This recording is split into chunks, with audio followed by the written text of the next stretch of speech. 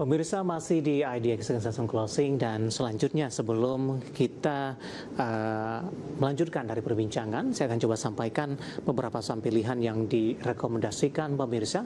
Saya akan coba bacakan. Yang pertama ada ICBP direkomendasikan buy untuk target supportnya di 7250 hingga 7350. Kemudian target price-nya di 7600 hingga 7800. Kemudian juga ada SMDR juga direkomendasikan buy, supportnya di 346 hingga ke 352, dan selanjutnya target price-nya di 360, sementara support low-nya di 340. Kemudian dari teknologi ada Goto juga direkomendasikan buy, support low-nya di 52, target price-nya antara 54 hingga 55. Support low-nya di 51 hingga 52 maksud kami. Kemudian Antam direkomendasikan hold dengan target price-nya di 3.800 hingga ke 3.900. Sementara supportnya ada di 3.550. Ada 4 saham pilihan yang direkomendasikan, ada ICBP, SMDR, Goto, kemudian juga ada Antam. ICBP, SMDR dan Goto direkomendasikan buy dan Antam direkomendasikan hold. Ya, 4 saham pilihan yang direkomendasikan dan lagi-lagi keputusan investasi tetap pada tangan pemirsa IDX Channel. Pak Halim, langsung saja kita ke saham pilihan yang pertama Pak untuk ICBP. Pak Halim, buy di level berapa ini dan pertimbangan masuknya ICBP ke dalam salah satu saham pilihan Pak? Mungkin dari sisi teknikal mungkin? Valuasinya udah cukup murah dan teknikalnya dia udah membentuk base ya, membentuk base 2 minggu. Ini hari ini mulai closing di atas MA5, MA20. Nah ini bisa buy di area 7273 dengan target MA50 di sekitar 7.600 sampai 7.800. Kita cari technical rebound aja. Baik, dari sisi sektor bagaimana perkembangannya Pak untuk saham-saham sektor consumer? Ya. Sektor konsumer kan tertolong oleh ini ya, Idul Fitri ya, kita berharap Q4-nya Q1-nya keluar bulan depan ya, bagus-bagus, jadi bisa technical rebound, bisa mendorong technical rebound. Baik, prospeknya seperti apa Pak? Terutama di tengah gejolak politik global, kemudian pelemahan nilai tukar rupiah, kemudian barang baku juga kebanyakan mereka melakukan impor Pak. Ya, gandumnya itu kan sudah statement ya, kalau isunya persediaannya cukup, mereka ada statement persediaan cukup. Nah ini lebih ke arah technical rebound sih, karena valuasinya udah cukup rendah kan, turun dari 11.000 lebih ya. PE-nya udah mulai sesuai lah dengan revenue growth yang sekian, udah cukup sesuai dia.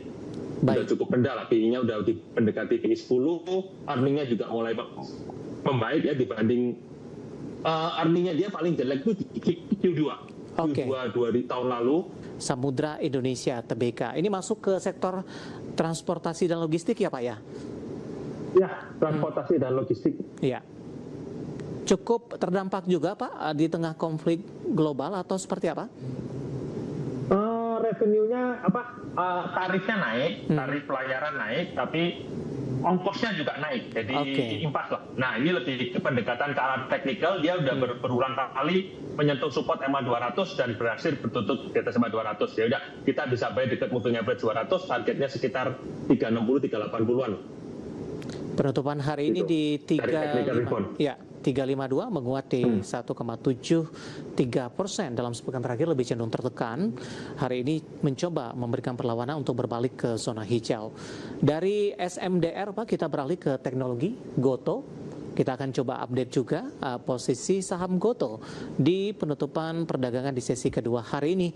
Ditutup menguat ke 3,92% di level 53. Goto secara teknikal range pergerakannya cukup sempit Pak. Dalam beberapa waktu terakhir Goto cukup kesulitan untuk balik lagi ke level 60. Analisis Anda untuk Goto, buy di level berapa?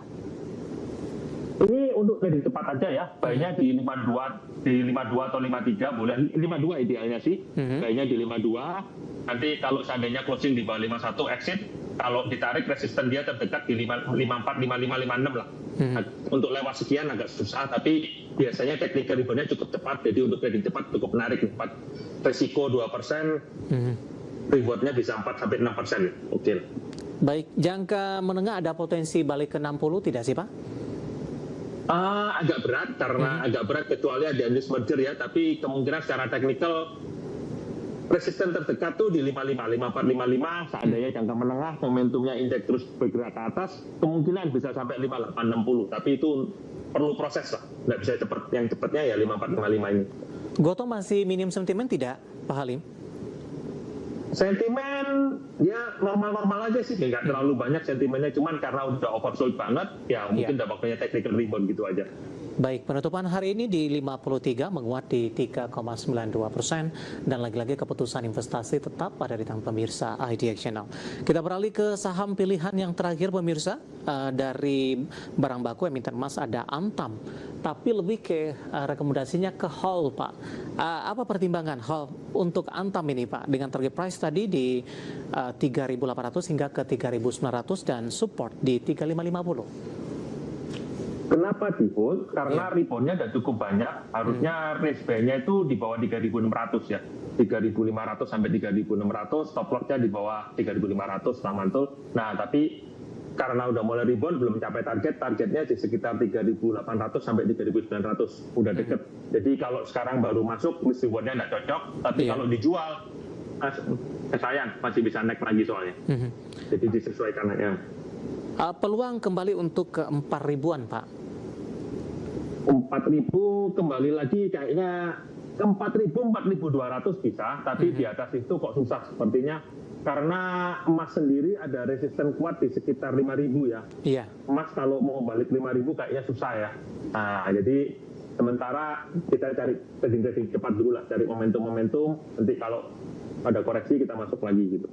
Baik, saham pilihan yang direkomendasikan pemirsa ada ICBP, SMDR, Gotoh direkomendasikan buy.